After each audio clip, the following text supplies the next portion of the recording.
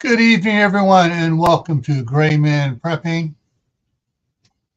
It is time for that fabulous night known as Tactical Tuesday, where we discuss tactics, gear, and more. And we're going to be talking a little bit about gear and a little bit more, because tonight's topic is lamp oils, alternative fuels for emergencies. And how's everybody doing there? And I see I already boo-booed. I forgot to drop my green screen down. I had the grandkids over here just a few minutes ago. All righty. Okay, so let me go back to the top here of the chat and say hi to everybody. The very top. Okay, first one in here was Kimberly Gila, who became a new member. Woohoo! Then Shadow Scout Swede, then Aiden Air, and then Alicia Autism Mom. And let's see here. They're talking back and forth there.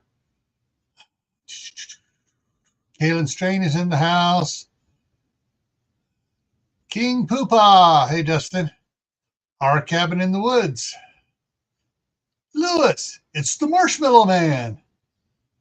CR. That's Creative Redundancy from north of the border. Well, Alicia's from north of the border, too. Brenda, Duncan 1900 Homestead. Idaho Garden Girl. Hey, Steph.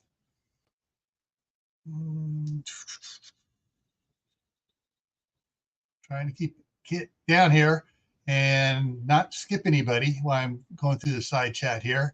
Everybody's talking. I love that when everybody talks. And CR's got a pun for us. He refueled his stomach beforehand. Tibor's in the house. Phelan Clan Wolf is here. Oh, he's entering lurking mode. And that's if you're going to lurk, fine. Just do like that. Check in, say hi. Vay's place is in the house. Hey, Vay, how you doing? And let's see here. Uncle Al is here. Die Bullfrog 79.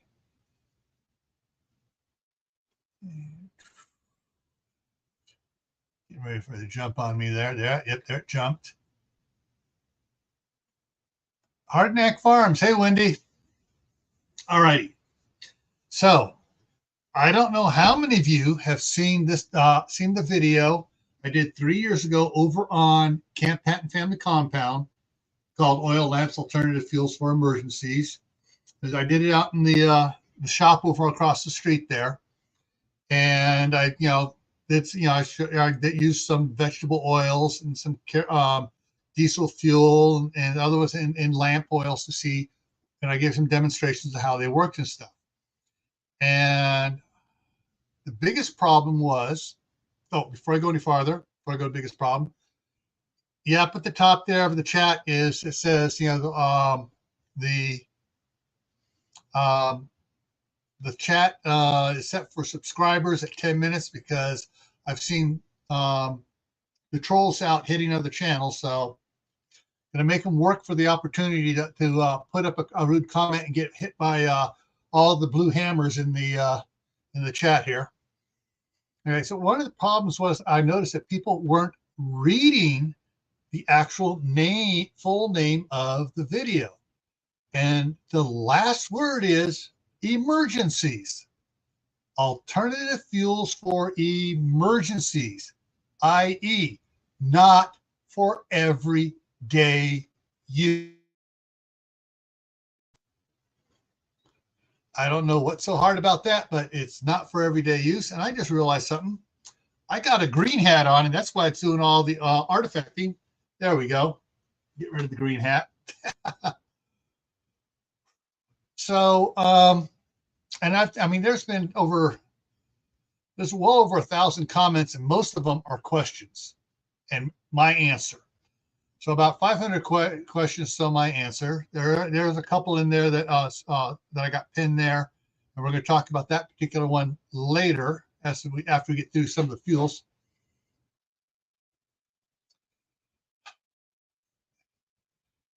Oh yeah, in the last year, they've doubled in price in the last year, Tibor. I stopped at Sam's Club today and I decided to swing by the computer section. I was like, I'm about had a coronary. I'm wait until Black Friday, and if one of them pops up there for back it down to $2.99, I'm going to go in and grab a laptop. I need one in the kitchen for doing the cooking in the kitchen there and streaming it. Anyways, back to this. So I had a friend who was going to come on. He retired from Shell Oil Company in Martinez, and he was all excited about it. And his wife goes, "Oh no, we're going somewhere else. We got someplace to go. You're coming."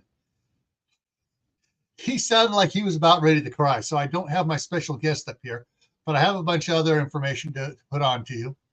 And also, my uncle used to work at Shell Oil there in Martinez as well. All righty, so let's head over. Let's slide over here to the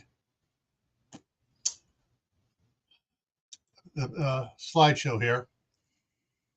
All right, so what do we talk about? All right, we're talking about what fuels can you use in an oil, say that again, in an oil lamp or lantern.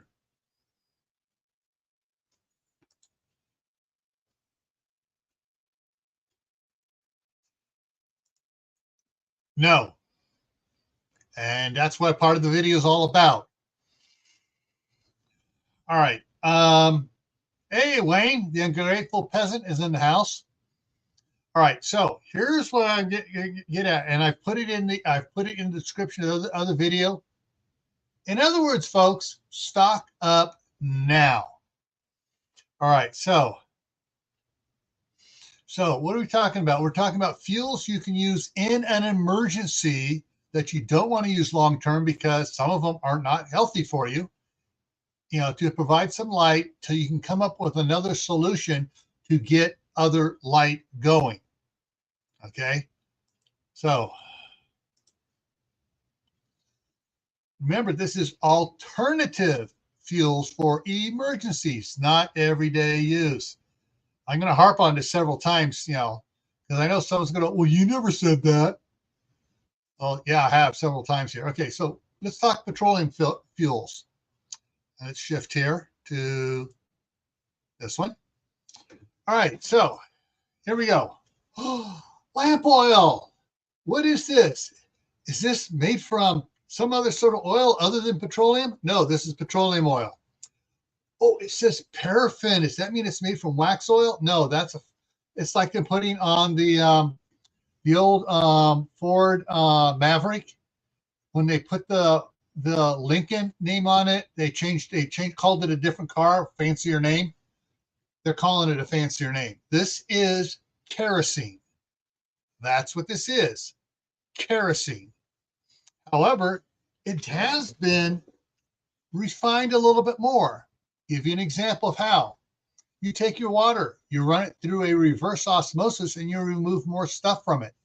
That's all they've done for this, is to refine it a little bit more without going through the cracking tower. And everybody's probably going to go, cracking tower? What's the cracking tower? Good point. Cracking tower is how they take crude and turn it into everything else. All right, so let's go to the next thing here. This is an illustration of a cracking tower, also called a distillation column. So the crude oil is heated, injected into it, and as it goes through, if the stuff can evaporate from or turn from a gas and go up from the first chamber, it goes up. The stuff that's left over is sometimes called coker. It's also called bunker fuel and heavy duty oil and stuff like that, oils and stuff from residue. Then it goes up and it gets more refining. Then you got heavy gas oil, another type of the oil they used to use in the locomotives, the big boy locomotive, not the modern ones, so they use diesel fuel. but where they had the thick stuff and they had the steam pipe going back to heat it to make that the oil they use in the trains to flow. Okay, then you got lubricating oil, gas oil, which is also called kerosene. I mean, called diesel fuel. So gas oil and diesel fuel are the same thing. Then you have kerosene, and kerosene is so close that some of the things of kerosene and diesel kind of overlap. And the only difference is the additives they put in afterwards. And I'll talk about that here as we go along. But I want to get people's mind wrapped around this here first. Wait a minute, let me make this a little bit bigger for you. Boom. And then you got gasoline, then naphtha, and then gas as in vapor like propane, butane, etc. All right. And so you see the vapors go up from one chamber to another, and as it keeps going through it's called a cracking tower because they're cracking the oil down into the different things. Here's another example of it. So the crude oil goes through, and it goes into one. Some parts go down to heat up, and then it goes. The things go back up. So the first, like I said, the first one here is fuel oil, fuel for ships and certain candles and stuff. But then you got lubricant oils, diesel fuel or gas oils, kerosene for home heaters, and jet fuel. Yes, jet fuel is kerosene with different additives added to it.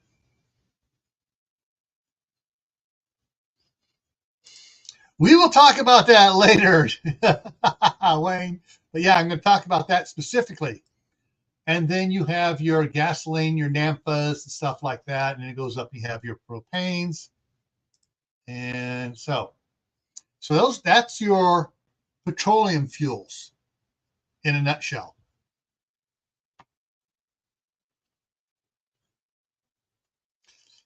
Okay, hold on. We got a question here. I recently heard of paraffin lamp oils. I've been looking everywhere. You can only find. Okay, I got this one off of Amazon. Let me go make this big again. Like make myself solo. Okay, so this is Shabbos, Shabbos, paraffin lamp oil. You type that into Amazon, it'll come up with it. This is not cheap stuff.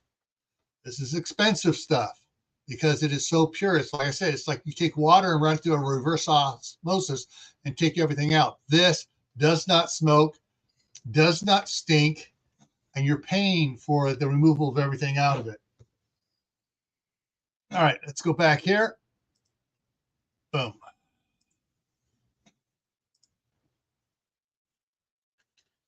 Okay. All right. Question: is kerosene highly flammable? Absolutely not. 100% not. Kerosene and diesel are not flammable. They're combustible. Big difference, and I'll get into that. So everybody remember, kerosene is not flammable. Diesel is not flammable. Motor oil is not flammable. Gasoline, paint thinner, starting fluid, those are flammable, and we'll get into that a little bit later here. Hey, Glenn, how'd it garden? All right, let's see here. I forgot to say hi, Lori. All righty. No, it's not all flammable, Wayne. It is not flammable. It is combustible. There's a big difference between flammable and combustible. A very big difference, and I will get into that. All right. All righty. So let's get on. So organic fuels, which are some of the alternatives and everyday use ones here. Hey, Star, how's it going? Okay, olive oil is a common used, clean burning organic oil. Palm kernel oil is a very clean, non-smoking oil. Castor oil is a good one, and fish oil. So these top four are in order of what for being clean oils and good oils for use in lamps. Now you get into canola oil, corn oil, sunflower oil, palm oil, coconut oil, safflower oil, peanut oil, cottonseed oil, and soybean oil. The rest of these have a problem. I'm going to switch myself up here. So these other ones over here have a problem. For the most part, if they're used in cooking, a lot of these lower oils here have been had chemicals run through them to change their composition. They've been heated, and so they've been heated, had chemicals running through it, so they to break down the bonds in it, so they can, when you're cooking with them, they can go to higher temperatures without smoking. That among itself makes it harder for them to be used in an oil lamp, because they got to reach a higher temperature to ignite. Okay, so other than the top four up here, the olive oil, palm kernel oil, castor oil, and fish oil, the rest of these are not really good to use for lamps. Canola oil has a problem that I'll bring it up here in a second, with the wicks. And so corn oil has a problem with the wicks. I think soybean oil also has a problem with the wicks. Okay. Most of the vegetables oils you get in the store have been hydrogenated. Okay, it is done by raising a blend of vegetable oil and mineral catalyst, typically nickel, in a near vacuum to a very high temperature.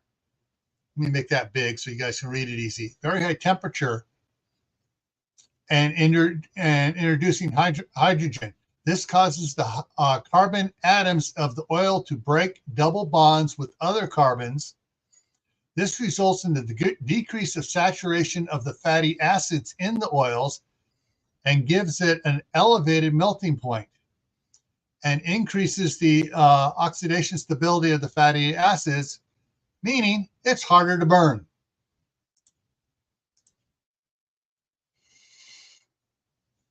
All right, let's see here. All right, castor oil, a vegetable-based oil that is derivative from the castor bean. Gives the name of it. Castor oil biodegrades naturally, becomes a renewable energy source. Castor oil has been used as a fuel in Egypt, India, and other countries. Fish oil is an oil derived from the tissues of oily fish. Fish oil was traditionally used to fuel lamps for centuries, but does not burn very brightly and can become smoky in prolonged use. Olive oil is an odorless, smokeless, renewable fuel that is a popular alternative to kerosene or lamp oil. Lamp oil is the lowest quality of virgin olive oils. It is not fit for human consumption without being refined. Olive oil is not usually suitable for wick-type lamps, but you can retrofit an olive oil lamp on your own. Olive oil may be suitable for thick wicks because it does not burn until it reaches 550 degrees Fahrenheit. Palm kernel oil, a low viscosity oil that is a derivative from the kernel of the oil palm, and it gives it the name of it, Elias genesis.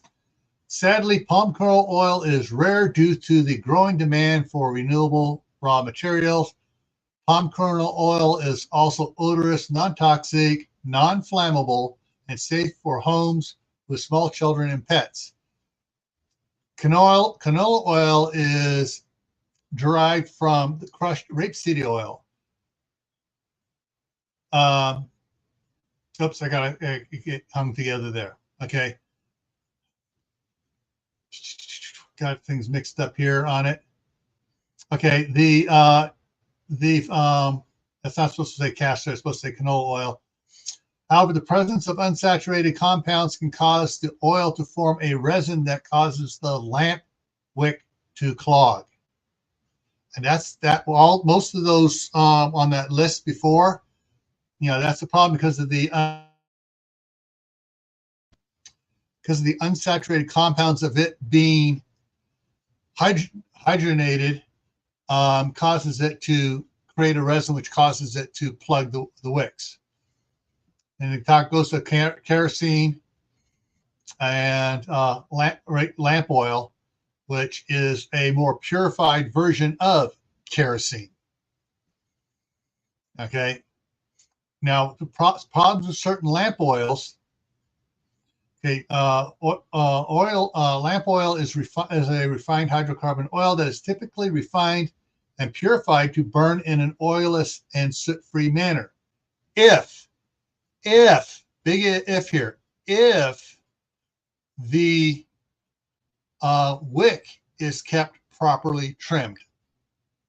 Otherwise, it doesn't get a good clean combustion surface, and the mixture of oxygen and vapor from the heated oil gets off, and that's when you get smokiness and soot. Clear oil is often labeled for purity and designated for indoor lamps. Colored lamp oils are suitable, but they could stain or discolor your lamp and its components. Scented lamp oils may become smoky while in use. Lamp oil will slowly evaporate over time. It is important that you store your lamp oil in a properly fitted cap to ensure maximum shelf life. On that, we've had oil lamps that had the pewter base on it with the glass top on it and a bracket to hang on the wall in my parents' house. I filled those up one time. We did not use them for many years because they were just decorative for emergency use. I went to check on them after about 10 years, and they were almost dry because the lamp oil evaporated out. Kerosene will evaporate. Diesel fuel will evaporate as well, slowly over time. All right, let's get back to this. Let's see if I got the next slide here and here.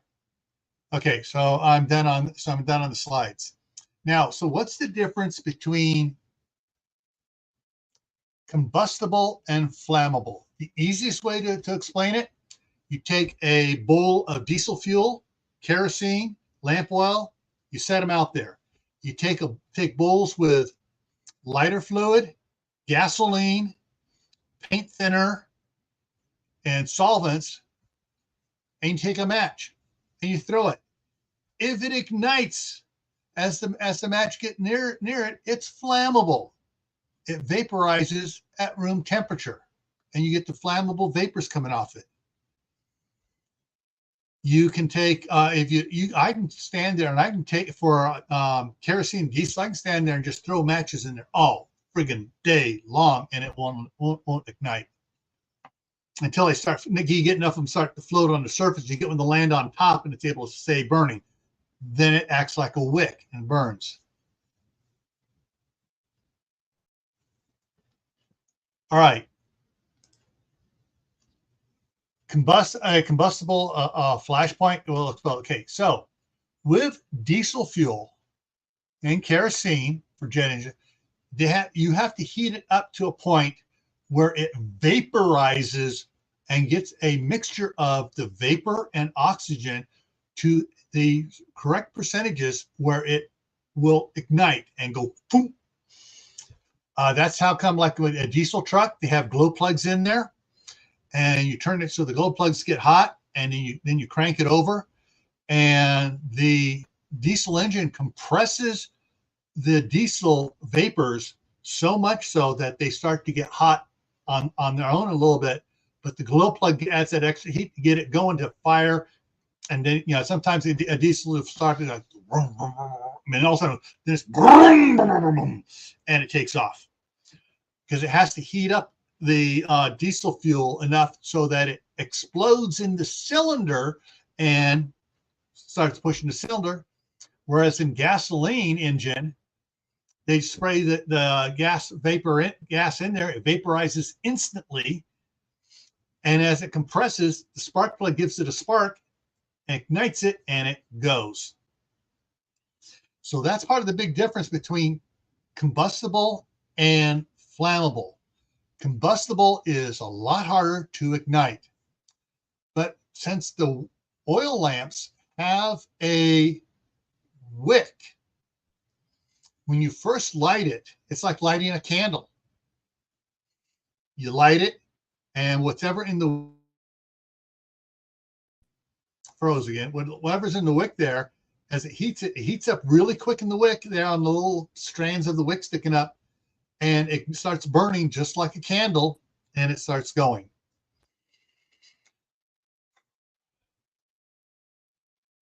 So, and that's how that goes. Now, one of the comments on the video on Camp Patton Family Compound that I got pinned to the top, Crazy Squirrel provided this information, and we've been talking back and forth for months on months about different things. For his oil lamps, he gets the, I forgot the part that the wick comes to and has a crank on it. Forget the name of it right now, having a brain fart. That piece, he gets one a size larger to fit his oil lamps. He gets what's called carbon felt. A carbon felt is usually used by welders as a protection against using acetylene torches and stuff and arc welding to keep stuff around it from burning. So dry carbon felt is hard to burn. But what he does, he takes and makes a wick. Then he takes thin copper wire, like you get at a craft store, and he sews through it, up one side, down the other, and up the middle, whatever. So you have this thin copper wire in there. What the copper wire does is when you once the oil's soaked up into it, when you light it, it transfers the heat down in and causes the oil to start vaporizing sooner, and it makes the carbon felt last 10 times, 20 times as long as a normal wick would. He claims that once he's made these for his lamps, he has never had to make a second one for his lamps. One of these times I'm going to try that. Now, we were also talking about I did another video about making a mason jar oil lamp using vegetable oils and putting in a thick wick in there to do it. And we're talking about rolling up some of the carbon felt and then stitching the final roll together with some of the wire, having some of the wire down inside to conduct the heat down. And so I have like a 3/4 inch wick, like Aladdin's lamp, and do that. That's going to be an experiment. I hope to get done this winter sometime. So,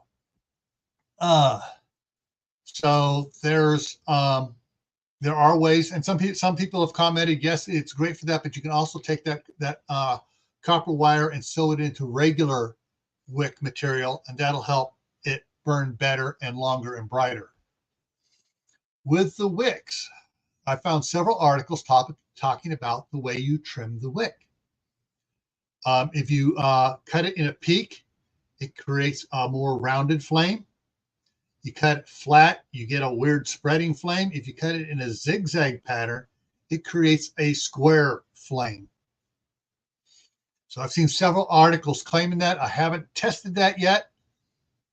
Feel free to test it out, see how it works for you. All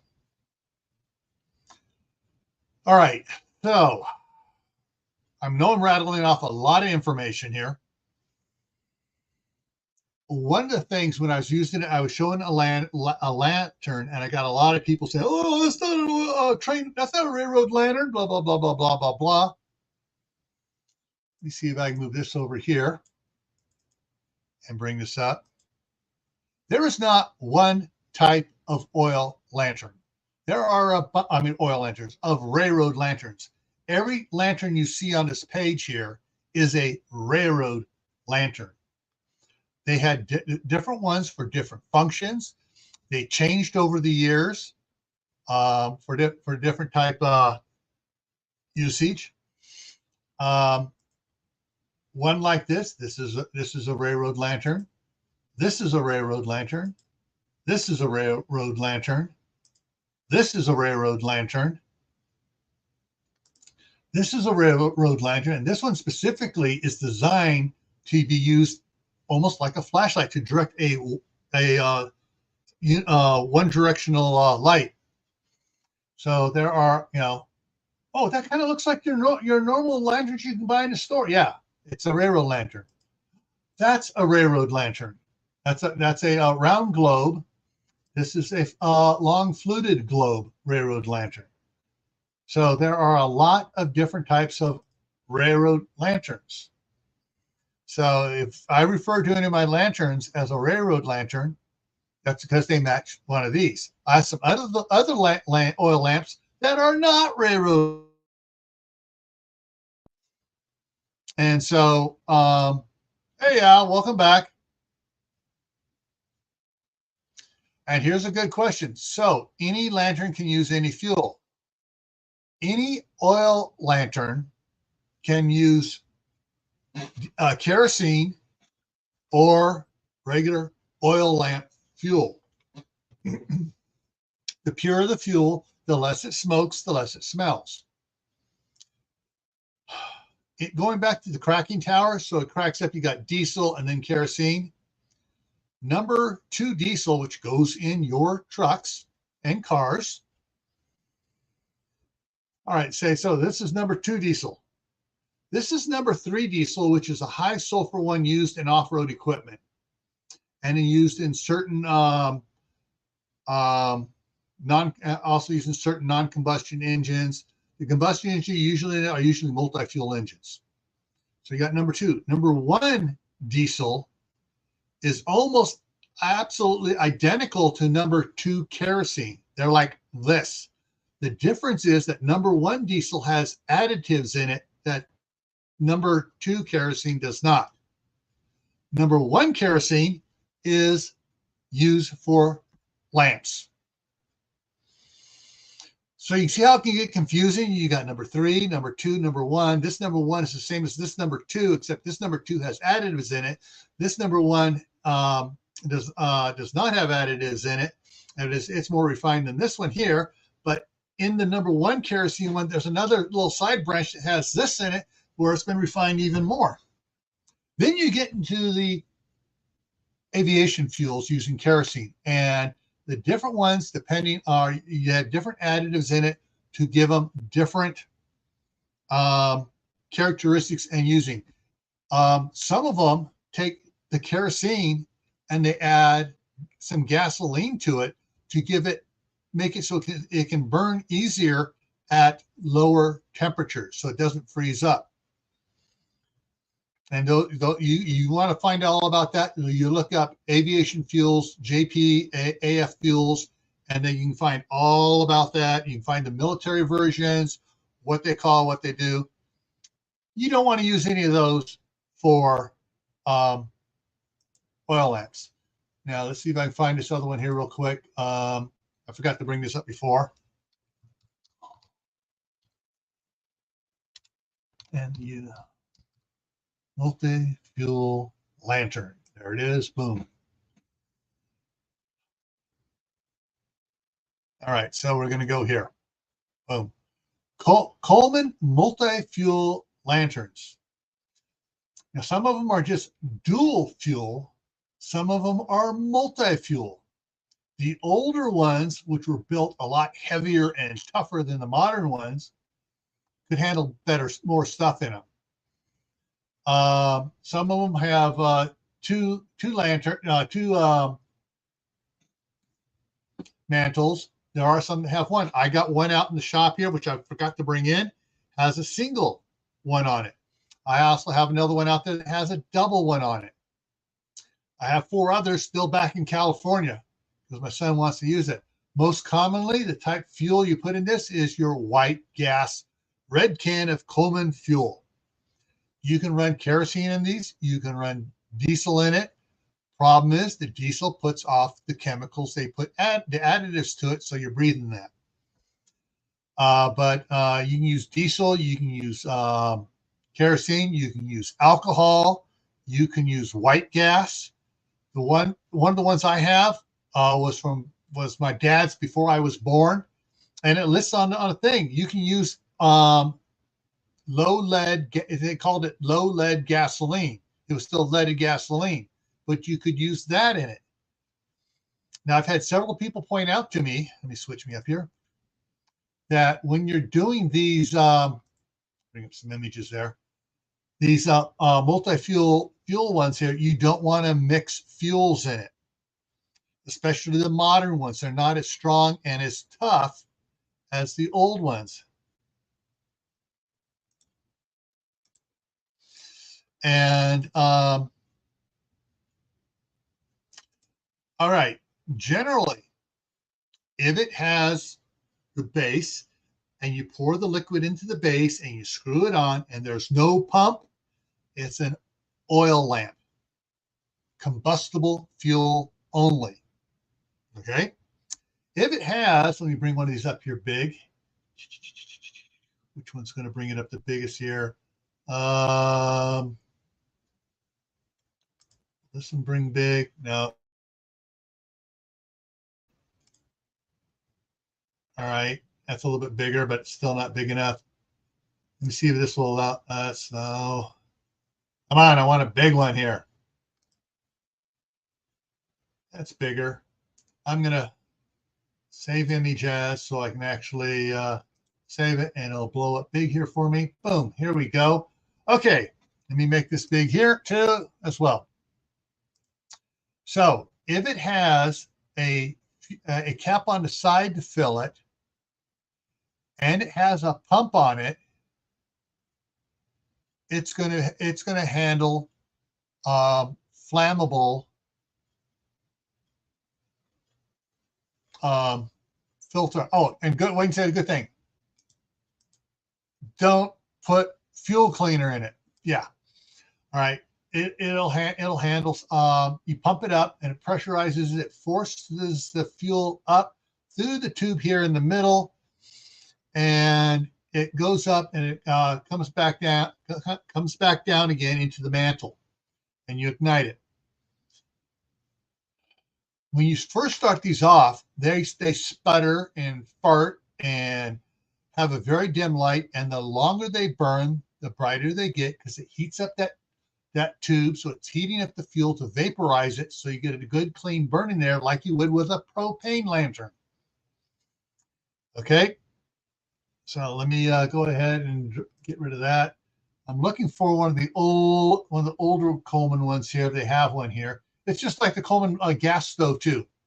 Just like this. You got your cap pump. This is a modern one.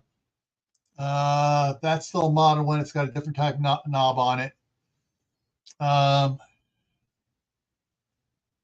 They're not showing any of the good old ones like I got out there, which are quite a bit different. But okay. And this one has multiple tubes going up inside of it here, going up the middle there. So you have your pre-combustion one, and it works really better and stuff. Like this. Open quarter turn to lift and light. After mantle burns brightly and open as far as possible. So you don't turn it up full thing. All right. So, all right. Now I'm gonna deviate, like I said in the thing, to diversifying your lighting. So let me go ahead and close that out here, and we're gonna go down here. And where is that other one here? Okay, we're going to shift from, all right, here we go, one right there. This is something a lot of you have seen. It's a propane, the little green 1 pound bottles, propane one. There's the mantles, just like on the old ones, but it goes up, it ignites immediately, and you can turn it up full blast immediately. You don't have to wait for the fuel to get hot into a gaseous state because it's already in a gaseous state.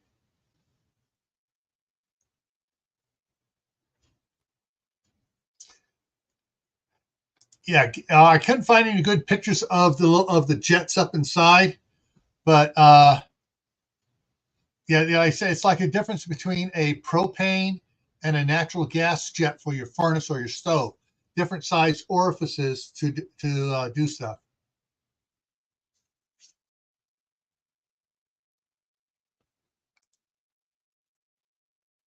All right, Wayne's saying that the Coleman white gas fuel is just gas without the additives.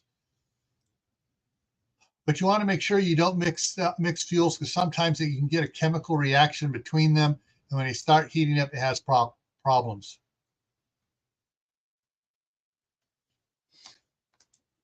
And as people are saying, not advisable to use gasoline in a regular Coleman lantern. Yes. Now the old multi-fuel, not the new dual fuel, the old multi-fuel ones, you could use more fuels in it. A friend of mine back in West Virginia, they had some REO Speedwagon trucks that had true multi-fuel engines from back in the 30s and 40s. They could burn diesel, gasoline, motor oil, kerosene, oil lamp fuel. They had a wide variety. These things, engines weighed twice as much as most diesel trucking. They were built bulletproof to handle the explosive pressures of gasoline as well as diesel and stuff. So now, how many? I'm going to answer. Okay, so let me switch here real quick. So, how many of these high dollar ones do I have? I got 4 of these. Do I have any of this oil in any of my lanterns? No. I'm saving this for later. I have the regular stuff I buy from Walmart in my lanterns. All right. So what other? So propane is another type of one to use. They have some real cool battery powered ones. And those of you know have followed in the last year or two, have followed all the rechargeable batteries I've been going through, talking about the metal nickel hydrolysis, whatever, rechargeable ones, the lithium rechargeable ones.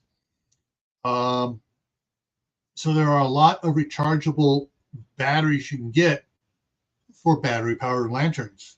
You can get them where they plug into the wall to recharge them. But you also have the ones that are solar, you can get a solar power charger for them. I also did a video. I think I did a video on both channels about it. Several videos on the walkway lights that have rechargeable batteries in it, and they'll charge up in half a day to full during the summertime. And you can put it out there, and by noon you can go out there and swap batteries and put one of the other battery, another battery needs to be charged, and now you have a fully charged battery for your flashlight in the house. So that's some of this other type of lights I have for emergencies. Let me see if I can grab this one back here. Hang on a second.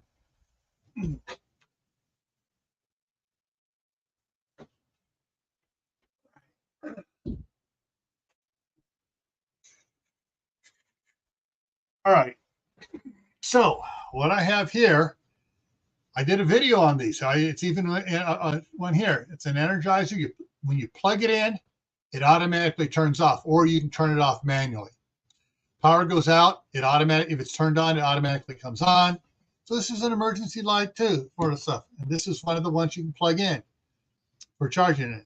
So there are a lot of options to diversify your lights. And the truth be told, I'm getting farther and farther away from the oil lamps. So battery powered is my first. Back up to my battery powered is the solar powered one, battery solar powered ones. Back up to that is the ones that plug into my my portable power stations. Flashlights, regular flashlights with rechargeable batteries in them. You know, rechargeable batteries in a flashlight. It's, you know, works. Candles.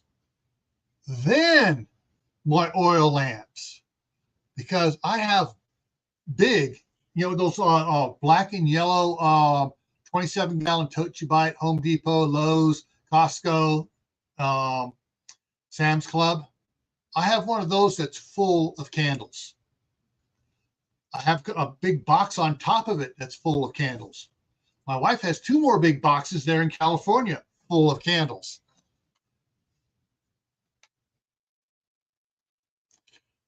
Okay, so the link is for Old Town Coleman. That's this link right there.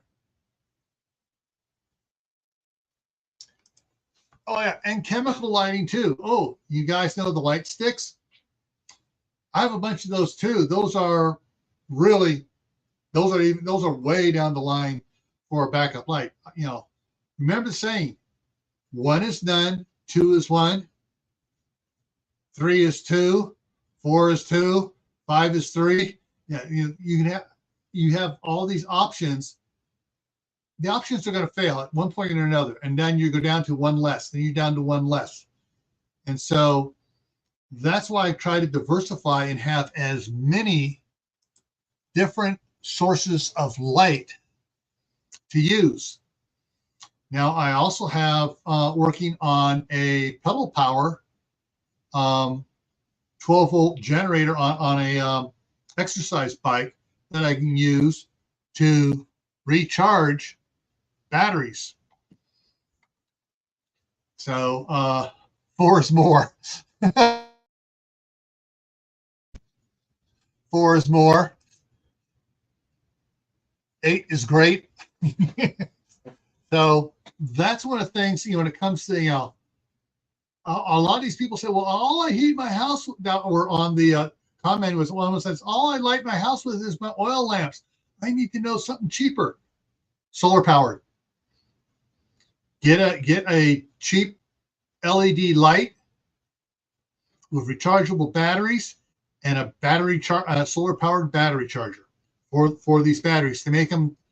The one I'm thinking about getting here looks more like a plate, and has all these slots for 16 batteries in it and a solar panel. So you basically put the batteries in, you turn it over, and it's a big solar panel on the back side, and it charges all the batteries.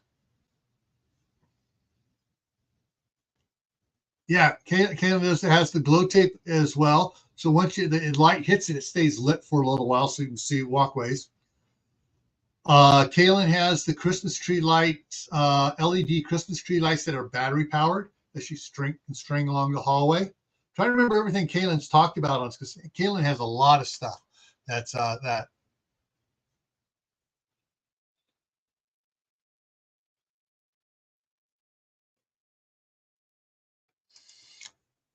And Tibor, that's an excellent thing to remember for everyone to remind everybody on the multi-fuel pumps, or the, you know, where it has the pump in it and the handle for it. You got to have the parts, because hey, parts wear out.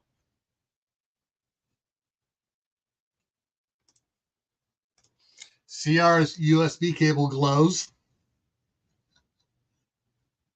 Yeah, the old Coleman stuff is great. I mean, I try to collect all of it I can. I probably now have from Coleman stoves that are as older than me, or just as old as me. Maybe when I'm up to 6 years old, I got about 8 different stoves: 2-burner, 3-burner, 1-burner stoves. So, and those can give off light. Now, one of the Next time I'm doing that on Saturday, talking about heat, for it. So we're not going to talk about the heaters here. Other things you can use for lights. Think about it. Share it in the side chat. When it comes to candles, I like the big fat candles that I can set on this paper plate, big ones that stand about that tall and have like 5 wicks in it. Some have 4, some have 3, some have 6. They are very, very hard to knock over.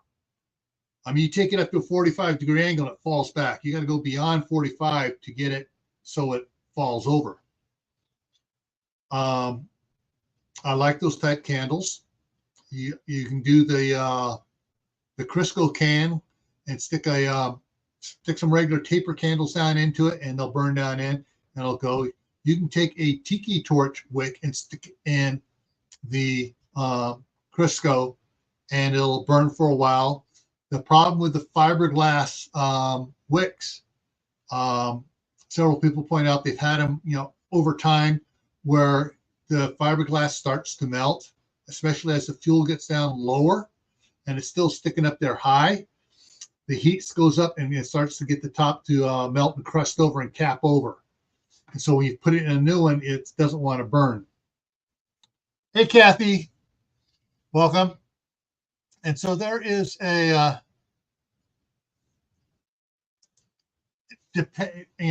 you could probably use jute if you weave it right, so it's not too tight. Work as a wick in like an old-fashioned genie lamp where you had the spout on the end. You stick the stuff in there, and they fill it up with the olive oil, and it wicks out and it burns up there. There's a lot of different ways to use fuels. The bigger the wick and the looser the wick, the more you can use the modern cooking oils, because it can flow. Especially if you have a loose wick and you run some copper wire down in it. I'm talking copper wire smaller than this down into it, so heat is conducted down. You start preheating the oil as it comes up. It causes it to flow a lot better and burn brighter. So there's a lot of things to do about. Don't just jump on the bandwagon and go, oh, I'm going to get this. I'm giving this information out there for those that, in an emergency, it's like, oh, crap, what can I burn? And that's basically what this was all about, was what can I burn? Go back here. I'll put this up here. And what, ways to get light. Let's see here. Oh, Tibor, you are so cool. You just stepped up 2 notches higher on the cool scale. Yeah, I've made tuna can candles. I've made tuna can where you got a big, you take a cotton rope and put it through it and put the oil in there, set it back down on it so it doesn't fit tight, so the air can still go in around the lid, and you can burn that. I miss the tuna we used to get as kids, because it had tuna oil in it. Oh, tuna oil is bad for you.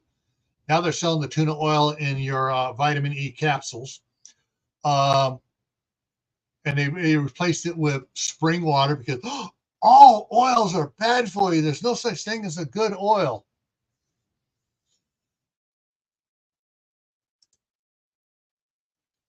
Yeah. So there are a variety of other ones here I did not want to get into for that are more DIY and getting more out on the fringe. And some of them I've read about. I'm leery about them until I have a chance to test them before I say, yeah, this works, or I can say, oh, hell no, this does not work. So, but get yourself set up for what works for you. Reminding everybody again, These are alternative fuels for emergencies, not everyday use. You and stock up on the proper fuels now. Now, with that said, going back to what the one article that I copied out said about this is, if this lid's not tight, it's not kept tight, this stuff can evaporate. Okay. Even in a plastic container, I'm worried about this stuff evaporating, because I would swear this was fuller than this when I bought it, and it still has its seal on it. I swear when I bought it, it was up a little bit higher. That was 3 years ago. So, you know, who knows? It may be, you know, this is plastic. Some plastics breathe. It may be breathing it out. So pour it into, yeah, I thought about pouring it into a metal can that has a nice good seal on it. But CR, comment here, I'm going to do that one better right now. Marker. I'm going to wait for it to settle down because it's sloshing back and forth.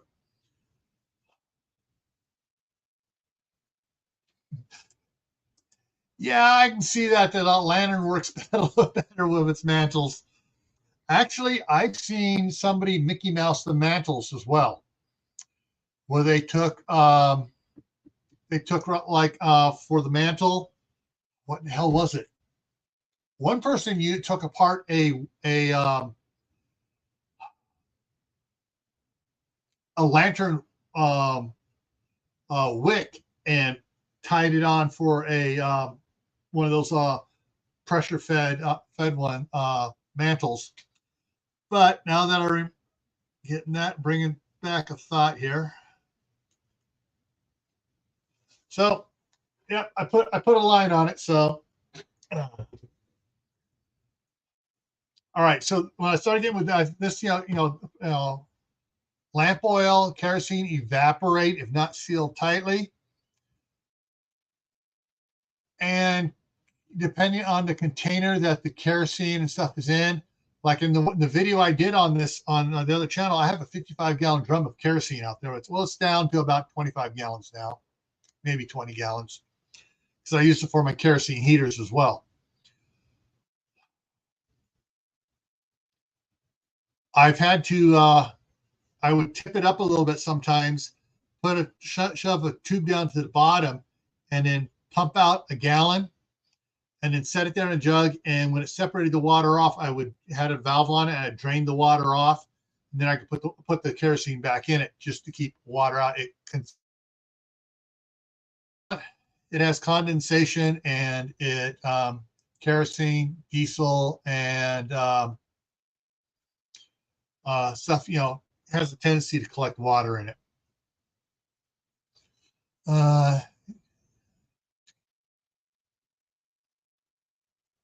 Lori said made it 2 weeks on a huge can of Crisco, making a candle out of that. Yeah. So your organic oil, cooking oils, if they're organic and not hydrogenated, they will burn better in a as an emergency fuel. But because of the going back to, I keep on getting a squirrel moment from the chat.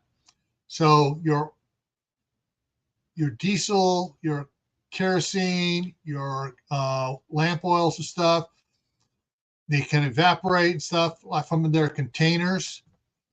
That's why I like having. I have 6 propane Coleman lanterns in a box, put away, with extra mantles for them, because propane never goes bad. I have 4 propane trees for my propane tanks that from camping. So I can put it up there. I can put a lantern on top, and hook a cook stove up to the side of it, and I'm good to go. Yes, check off. Tallow will work for I don't know the proper term for it. The Aladdin style, it might work in that, but a open tub, open bowl, um, you know, lamp, candle, where it sits there and you just have the wick stuck in it, and it does it. Tallow will do it. Um, Lard will burn, but you got to have a big enough wick once it gets going to keep the heat hot enough to melt the tallow around it to keep it going.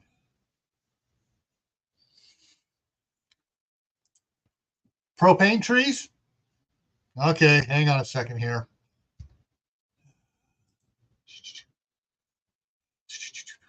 Okay, we're going to do a little search here. Propane tree. Propane trees. In fact, here we go. If this is a propane tree, it has the 1 pound bottle container fittings on it. One on the top, one partway down, one down here. So you got some have 2 down low. I actually have one of this, so you can actually use the short version, or you can add the extension on it to get it up higher. Yeah, we use a lot of these. I so want to get one of these. Ooh, Flame King has this now. Cool, I'll have to remember that one. But there are. Amazon has it. Okay, I know where to go on Amazon. Anyways, so propane trees allow you to use your cook stove and a lantern at the same time on a 5, 30, 40, or 100 pound propane tank.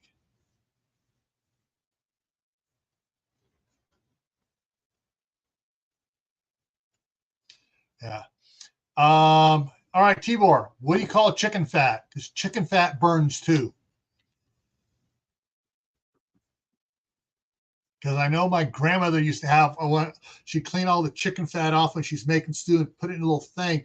And she had a wick. I can't remember. This was back in the 60s when I was born in 57. So early 60s, you figure it out. She used to do that when I was little.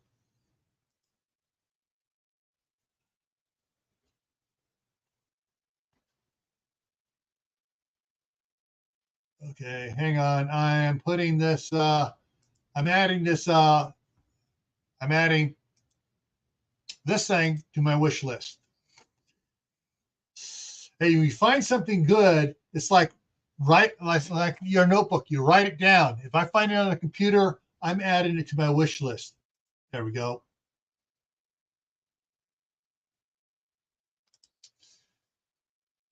There we go. All right. I have it now. Grow Big TV. Woo! Hang on a second here. Hang on. Grow Big TV is, I know it's Joe or Courtney, so come on. Got to give them a. All right, Grow Big, you now have a moderator wrench. All right. Checked off, you get a wrench in another month or so. All righty. Yeah, I'm not like another channel that gives wrenches to everybody who comes in. No, because we've had some bad people come in. It's like, nope. You stick around, you show you're good, you get a wrench. All right, so it is Joe on Grow Big TV. All right, so I'm a little bit over. So that's those are some of the ideas and stuff to work on. I think for you guys to think about. Check estate sales for the old school multi-fuel Coleman pressurized lanterns. When you first get one, do not test it in the house. Go outside in the driveway, in an area that's free from weeds and stuff. Test it out there first, and don't light it first thing. You make sure it's all cleaned out. Find the model that you have. Look online, get the download the PDF of the owner's manuals. There's tons of them online. Take maintenance to it, clean it up, put a little fuel in it, pump it up, and wait to see if it leaks. If it doesn't leak, then okay, chicken fat is schmaltz. Okay, my grandmother used to use schmaltz in a tuna can to have a little nightlight candle going on the back of the stove. All right. Yeah, that was an awesome one tonight, Joe. All right. All right. Also, deviating here for anybody doing live streams. If the person comes in and they're on a Android cell phone, until Android gets the patch sent out to their phones and Google for its phone gets the patch sent out, the current download they downloaded to their phones, for some reason they forgot to include the echo canceling. So that's why on these people that are on their cell phones, like happened to Joe on Sunday, he wasn't using earbuds. And so it was echoing. If he had earbuds to plug into his Android phone, the echoing would have disappeared.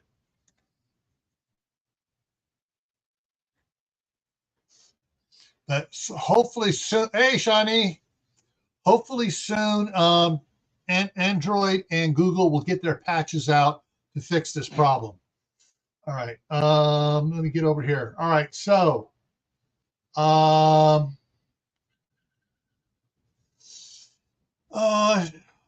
live stream tomorrow for me, but I am going to be, hopefully I will be doing I will be videoing my first pressure canning of food tomorrow and get it out tomorrow afternoon, evening. Thursday is the Midnight Ride at midnight Eastern Time. Friday on Camp Pet and Family Compound is what to do with leftovers as a prep for coming up on Thanksgiving. So we're going to talk about that. Hopefully everybody will bring recipes for leftovers for Thanksgiving. Yeah, I have an Android phone too, but I don't use it for streaming. Saturday, we're going to on Survival Saturday, we're going to talking about emergency heat for about 10, 15, 20 minutes or so. Then we have Dr. Paul Ruffin, Dr. Ron, got his last name, Ron Boggs, and hopefully we'll have Dr. Wolfson on. And so hopefully we'll have 3 doctors on there tonight. Maybe not tonight, Saturday, and maybe Dr. Jenny will come on too. And so we will have so for question and answers about healthy living, everything else, and it turns into a good time. So hopefully we'll have them all on. So after we talk about heat for a little emergency heat, backup heat, we'll get into more health stuff, joint care, and stuff like that. All right, Sierra's bowing out. All right, so that's what's coming up. I want to thank everybody for coming and putting up my rant, because I also used to drive the fuel truck for a construction company, and then they took me off the fuel truck and put me in as a hazmat supervisor. I had to go through all these courses in California for hazmat sites, and so is knowing about combustible versus flammable versus anything. So I really don't like when people say, "Oh, kerosene's flammable." No, it's not. It's combustible. And gasoline's combustible. No, it's not. It's flammable. You got to know the definition, because if you say, "Oh, it's okay to use this," and someone goes and use it and they blow up, I don't want to be in your position. All right. So with that, what does that say?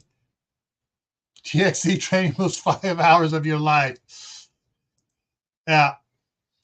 Actually, some of the training when I did at Homeland Security, when I was teaching conflict management, after the 12th class in 2 weeks of giving it, pulling my eyeballs out.